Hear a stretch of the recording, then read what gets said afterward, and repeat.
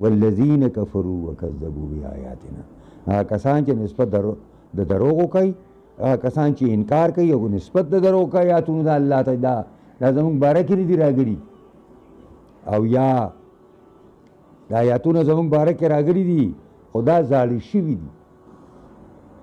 دلته په دې پاکستان کې خلکو چغې والې، یوه زمانه وه د کمیونیزم یو سیلاب راغلی په پاکستان باندې.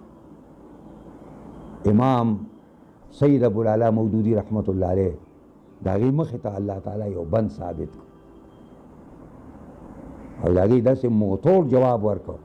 حالانکې دلته ډېر مولیان وو، هغې به د سوشلیزم ترجمې کولې چې سوشلیزم اسلامي مساوات ته وایي، چې جماعت اسلامي والا چې تپوس وکړو چې مساوات خو په اسلام کې نشته، نه وایي دا اسلامي مساوات یادوي، نو اسلامي مساوات خو نشته، وایي مساوات محمدي.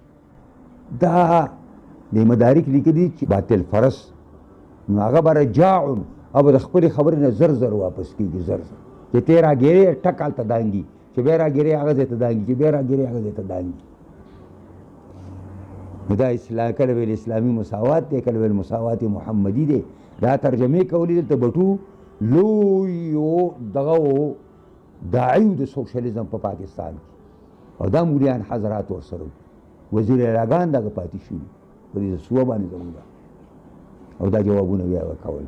او مولانا مودودي رحمت الله علیه موږ جماعت اسلامي والا خو پوټي خوړلي دي، خوروان بوټ کړې ده، نه په سر تار لرو نه په چا کار لرو، موږ یې په هېڅ چا نه راتړو.